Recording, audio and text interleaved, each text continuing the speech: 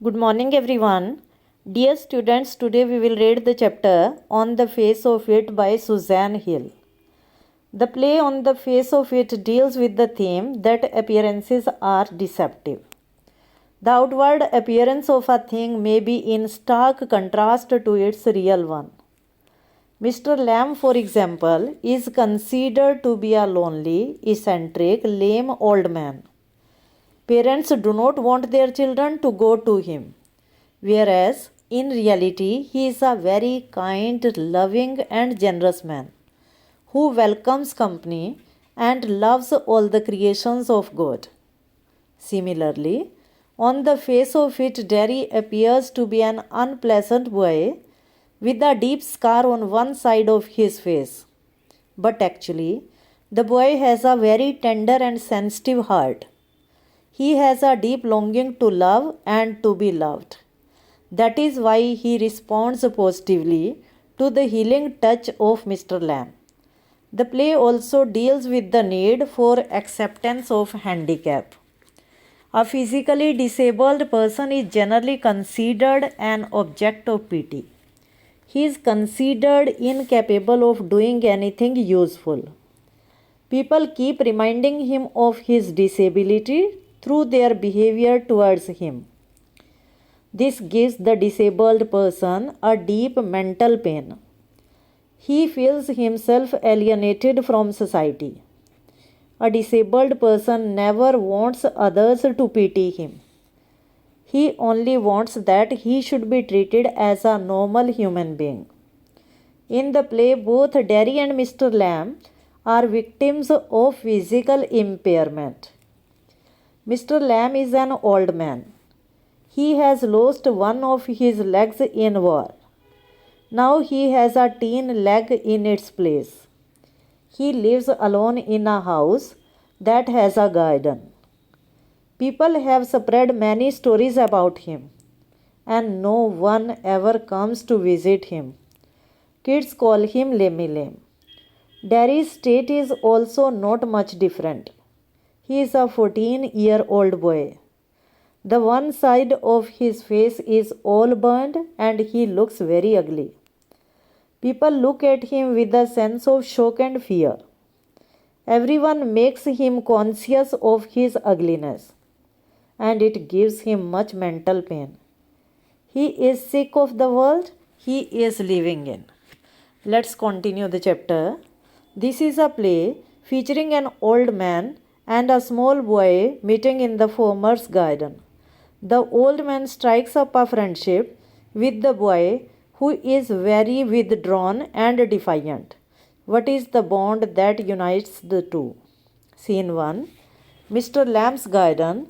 There is the occasional sound of bird song and of tree leaves rustling. Derry's footsteps are heard as he walks slowly and tentatively through the long grass. He pauses, then walks again. He comes round a screen of bushes so that when Mr. Lamb speaks to him, he is close to him and Derry is startled. The play is divided into 3 scenes. In the first scene, Mr. Lamb, who is lame, and Derry, whose face is burnt in acid, meet each other. Derry enters Mr. Lamb's garden and he strikes up a friendship with Mr. Lamb. Mr. Lamb, mind the apples. Derry, what? Who is that? Who is there? Mr. Lamb, Lamb is my name. Mind the apples. Crab apples those are. Wind falls in the long grass, you could trip. Trip means fall. When Derry enters Mr. Lamb's garden, he is very much afraid because he had entered thinking that no one was there. But when he heard the sound of Mr. Lamb, he was startled. But Lamb, who is victim of handicap and who is able to understand his state of mind, he speaks very politely. He tells that his name was Mr. Lamb and he only warned Derry that he must take care of apples because the apples have fallen in the grass and he could fall from them. Derry, I thought this was an empty place. I didn't know there was anybody here. Derry was very much afraid, and he told Lamb that he had entered thinking that there was no one there. Mr. Lamb, that's all right. I am here. What are you afraid of, boy? That's all right. I thought it was empty house. So it's since I am out here in the garden, it is empty until I go back inside. In the meantime, I am out here and likely to stop. A day like this, beautiful day, not a day to be indoors. Mr. Lamb appreciates the beauty of nature before Derry, and he consoles him that he must not be afraid. He said that the house was empty as he was outside in the garden. I have got to go. Derry is interested in going from there. Not on my account. I don't mind who comes into the garden. The gate is always open. Only you climbed the garden wall. As Derry had climbed the wall and he had jumped into the garden, Mr. Lamb tells that anyone could come in his garden, though Derry had jumped from the wall. Derry, you were watching me? I saw you, but the gate is open. All welcome. You are welcome. I sit here. I like sitting. I had not come to steal anything. Derry makes him sure that he didn't want to steal anything. No, no. The young lads steal. Scrump the apples. You are not so young. Mr. Lamb told him that small children came there to steal apples, but he hadn't come for stealing. I just wanted to come into the garden. So you did. Here we are then. You don't know who I am? A boy 13 or so, 14. But I have got to go. When Derry told him that he was a boy of 14, and he told that he must go from there. Nothing to be afraid of, just a garden, just me. Mr. Lamb told him that he must not be afraid because no one was there except those two. But I am not. People are afraid of me. As he is very much sick of the painful remarks of people. So he is afraid of people. He doesn't want to go to anybody. That is why Derry tells Mr. Lamb that he was not afraid, but people were afraid of him. Mr. Lamb, why should that be? Mr. Lamb asks, why were people afraid of him? Everyone is. It doesn't matter who they are or what they say, how they look, how they pretend. I know I can see. Pretend means make a show. Because he gets mental pain. He is disheartened deeply by the painful remarks of people, as his face was burnt with acid. That is why, even then, when people do not make fun of him, he thinks that every time people look him intently. See what they think. What do they think? You think here is a boy. You look at me.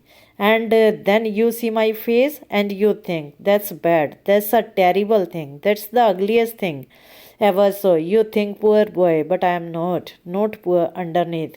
You are afraid. Anybody would be. I am when I look in the mirror and see I am afraid of me. Derry tells Mr. Lamb, you here indicates people that wherever I go, people are afraid of me. They make terrible remarks about him. And people tell that that was the ugliest boy. But Derry wants to explain that he is not poor. Underneath, he wants to live the world to the fullest, but people don't let him live the world. But he is disheartened. That was why, whenever he saw his face in the mirror, he himself was afraid. Mr. Lamb, not the whole of you. Yes, later on, when it's a bit cooler, I will get the ladder and a stick and pull down those crab apples. They are ripe for it. I make jelly. It's a good time of year, September. Look at them, orange and golden. That's a magic fruit. I often say, but best picked and made into jelly. You could give me a hand. Mr. Lamb was able to understand the mental condition of Derry, and he wanted to change the subject. He wanted to divert his attention so that he could be comfortable. He told Derry that it was cool, and he takes ladder and stick and he picks up the apples from the trees. The apples were ripe and he used to make jelly from those apples because in the month of September apples are best ripe. Then he shows Derry the apples. Some apples were of orange color and some were of golden color. He tells that apple is a magic fruit. He often says, but it's best picked up, and he prepares jelly from those apples. And he tells Derry if he wanted, he could help Mr. Lamb in picking the apples and making jelly. What have you changed the subject for? People always do that. Why don't you ask me? Why do you do what they all do and pretend it isn't true, isn't there? When Mr. Lamb changed the subject, Derry was able to understand, and he asked Mr. Lamb why had he changed the subject. He tells that he did the same as other people do when they see Derry. In case I see you looking at mine and get upset, I will tell you don't ask me because you are afraid to. He tells Mr. Lamb that he had changed the subject because he was upset when he saw Derry's face, and he himself also was afraid of him. Mr. Lamb, you want me to ask? Say so then. Mr. Lamb tells Derry whether he wants that Mr. Lamb should ask him questions. Derry, I don't like being with people, any people. Derry expresses his feelings that he doesn't like being with people. I should say, to look at it, I should say you got burnt in a fire. Then Mr. Lamb asks whether his face was burnt in a fire. Not in a fire. I got acid all down that side of my face and it burned it all away. Derry tells that his face got spoiled with acid and it burned all his face. It ate my face. It ate me up. Not only his face, but his feelings were also killed by that acid. And now it's like this, and it won't ever be any different. And he tells that his face would never be normal. No, aren't you interested? Derry asks whether he was not interested in anything. Mr. Lamb, you are a boy who came into the garden. Plenty do. I am interested in anybody. Mr. Lamb tells that he had come into his garden. So many people come into his garden, and he is interested in everybody, everything. There is nothing God made that doesn't interest me. Look over there, over beside the far wall. What can you see? Mr. Lamb expresses that everything which is created by Supreme God is liked by him. Then he indicates Mr. Lamb that he must see beside the far wall. Rubbish. Rubbish, look boy, look. What do you see? Rubbish means filth, garbage. Derry tells that it was only garbage.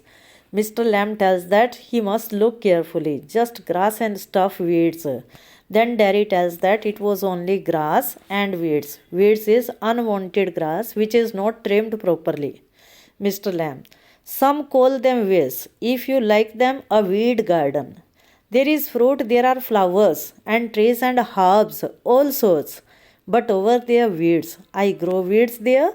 Why is one green grass? Where is the difference? It's all life growing, same as you and me. Mr. Lamb indicates that people call that grass weeds, that is unwanted grass. If Derry liked, he must consider that a weed garden also. Because on one side there are fruits and flowers, there are trees and herbs. So many types of vegetations are there. But over there it was the weeds only. Lamb tells that he had grown weeds knowingly because he tells that on one side there was green growing plants and people call a weed and another a flowers. There was no difference because on both sides there was growth and development.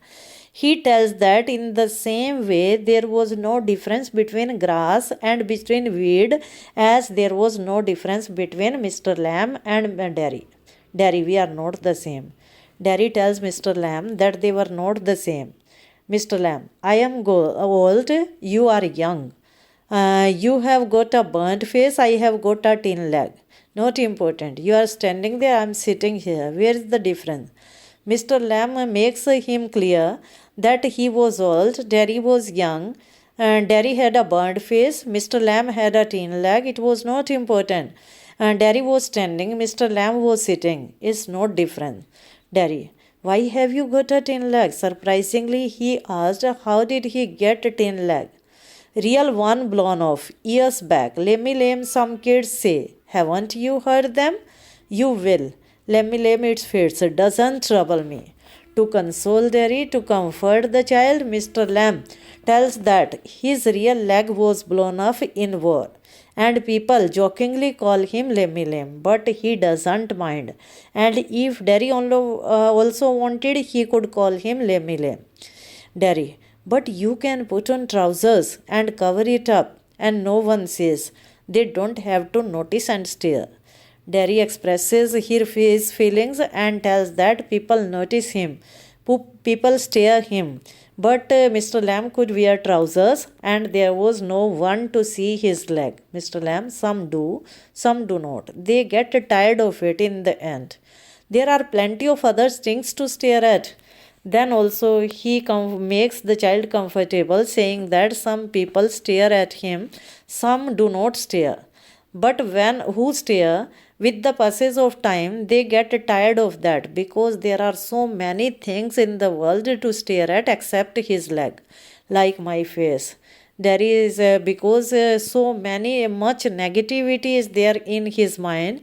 He tells that except his leg, his face was also there, like crab apples or the weed or spider climbing up a silken ladder or my tall sunflowers. Mr. Lamb tells that there was nature which was very beautiful. Somewhere it were apples, somewhere it was the weed garden, somewhere it was a spider climbing up a silken ladder, somewhere there were tall sunflowers. Derry thinks. It's all relative, beauty and the best. Derry tells that these are things only, these are not people. Then Mr. Lamb tells beauty and the beast. He must have heard the story, and all things and people are related to each other.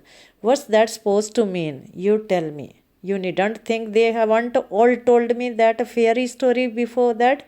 It's not what you look like, it's what you are inside. Handsome is that handsome does.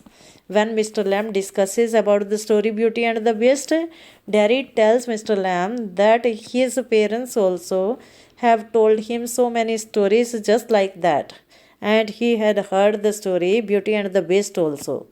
The theme of the story is that handsome is that handsome does. Our outer appearance is not important. What is important, that is our inner self. Beauty loved the monster's beast for himself, and when she kissed him, he changed into a handsome prince. The story tells that Beauty once touched the monster's beast, and when she kissed the beast, he changed into a handsome prince. Only he wouldn't. He would stay as a monster beast. I won't change. Derry says that, but he would never be able to change because his face is not going to change. In that way, you won't. Mr. Lamb tells him that if he had so much negativity, then he will never be able to change. And no one will kiss me, ever, only my mother. And she kisses me on the other side of my face, and I don't like my mother to kiss me. She does it because she has to. Why should I like that? I don't care if nobody ever kisses me. Because he is depressed, he tells that no one would like to kiss him. Only his mother kisses. She too kisses because she has no other alternative. She is compelled. But then he tells that he doesn't bother whether someone kisses him or not. But do you care if you never kiss them? Derry laughingly, jokingly tells that, but he cares that he must kiss someone. What girls, pretty girls, long hair, large eyes. To make him laugh, to divert his attention, Mr. Lamb jokes with him that he wants to kiss with pretty girls with long hair and large eyes. Who would let me? Derry tells that no one would make him kiss. Who can tell? I won't ever look different. When I am as old as you, I will look the same. I will still only have half a face. He says that throughout his life he will know he is not going to change and his face will remain the same throughout his life. So you will, but the world will not. The world has got a whole face and the world is there to be looked at. Do you think this is the world, the old garden?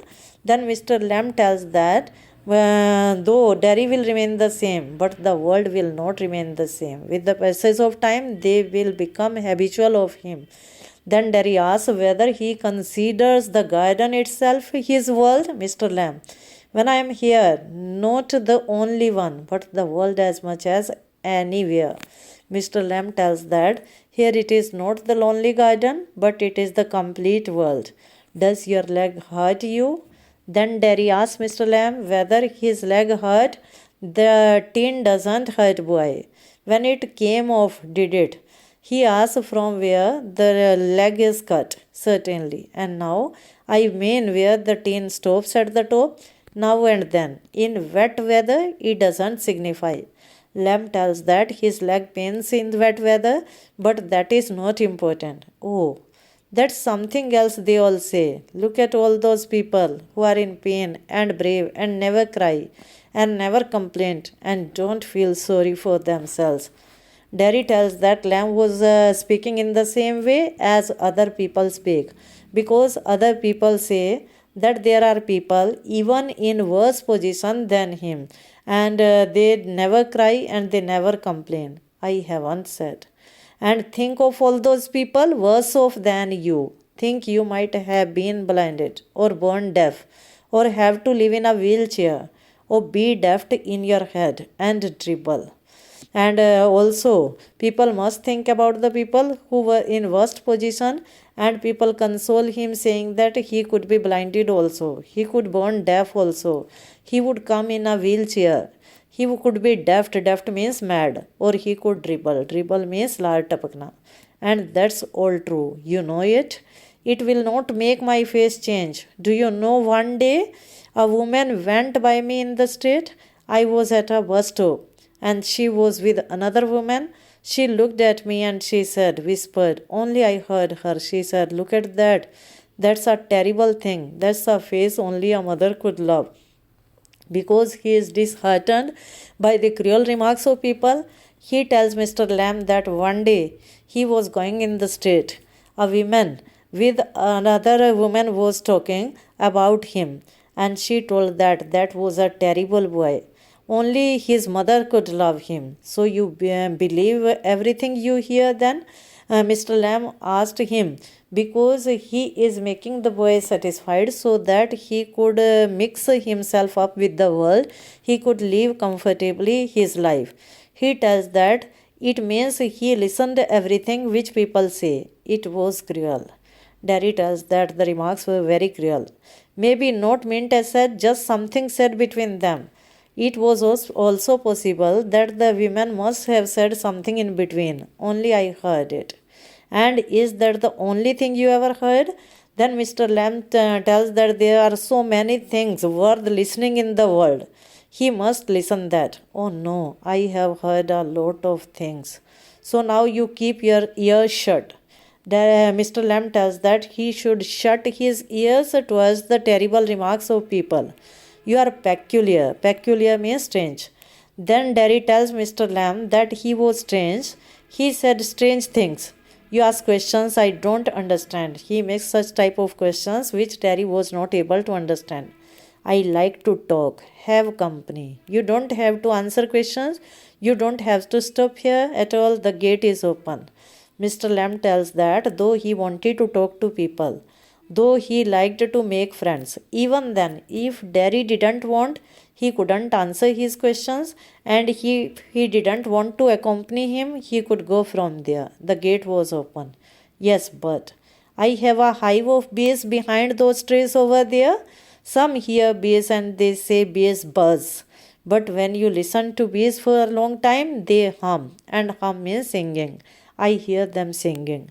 Then Mr. Lamb appreciates the beauty of nature before Derry and he tells that he must enjoy the beauties of nature. He tells that he had a hive of bees over the trees. Some people say that bees buzz. Buzz means bhin bhinana. But when we people listen the buzzing for a long time, it appears that bees are singing. And Mr. Lamb likes the singing of bees. Derry, but I like it here. I came in because I liked it when I looked over the wall. Then Derry told that he also likes the beauty of nature. When he had seen the garden, he had come there from the wall. If you had seen me, you would not have come. Mr. Lamb tells that if he had seen Mr. Lamb, he wouldn't have come. No, no. It would have been trespassing. Trespassing means disobeying. It could have been disobeying to enter another's garden without permission. Oh, that's not why. I don't like being near people. When they stare, I see them being afraid. Derry says that it wasn't so, but what was important that people stared at him, and whenever they saw Derry, people were afraid. You could lock yourself up in a room and live there. There was a man who did that. Then Mr. Lamb tells him a story that if he was afraid of the people, he must lock himself up into a room, just like that as a man did earlier. We will continue. Okay.